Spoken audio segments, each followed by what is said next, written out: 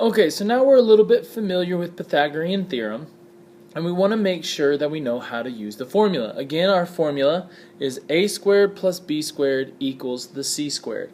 Remember, a and b are always going to be your legs. It doesn't matter which one is which because you're adding, and adding you can add in any order to get the same number. So I'm going to call my a this side and b this side, right? Doesn't matter which one goes where, but they have to be the two sides that make the right angle.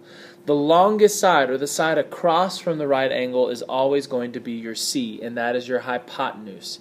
So that always has to be there. A and B can be either way, but C always has to be the hypotenuse and will always be the longest side. So, knowing that, let's go ahead and put our Pythagorean theorem to use. So I'm going to look at this first one on the left, where I have a squared plus b squared equals c squared. Now, this one I'm trying to find what is C. Okay, so let's plug in what I know.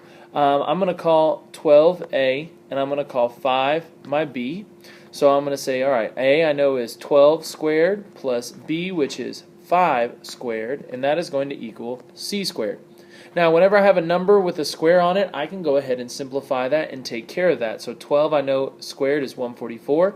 5 squared I know is 25, and that's going to equal c squared. Well, now I have two numbers that I can add together. 144 and 25 is going to give me 169, and that equals c squared. Now, I'm not done yet because that is c squared, and I'm looking for c. So to get rid of that squared, I need to undo it, and I'm going to undo it with a square root. Square rooting it is the opposite of squaring it and takes that out. So if I do it to that side, I have to come over to this side. And the square root of 169 is 13. And so that is my missing side. And I know that's true because 13 is the longest side on here. It's bigger than 12, it's bigger than 5, and so I know that's my hypotenuse. Now, if we come over to the right, sometimes they look a little bit different. If you notice on this one, starting off again with my formula, a squared plus b squared equals c squared. Now this time I have the c. I have my hypotenuse. They gave it to us. I'm going to call a, but what I'm missing is b on this one.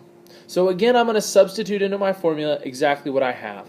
I know a is 7 squared plus b squared equals 20 squared. So all I did is I took the numbers that I know and plugged them right into my formula, substituting the numbers in for the letters that I have. And notice you have to keep those squareds. Okay, again, I can go ahead and take care of the squares that I know. 7 squared I know is 49 plus b squared, I don't know what it is, so it stays there. And 20 squared is 400.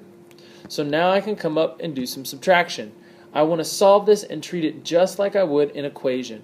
I want to keep b squared by itself. I want to isolate that so that I can solve and figure out what it's going to be.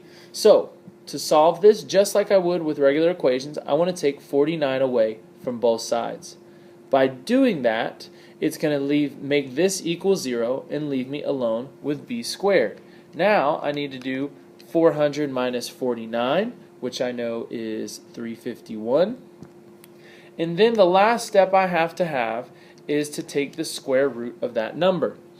And if I take the square root of that number, it's not going to come out to be a perfect square. So what I'm going to do is I'm going to bust it out in the calculator, and I'm going to get that b is 18.7 when I take the square root of both of these guys. So that's how we're using the Pythagorean theorem.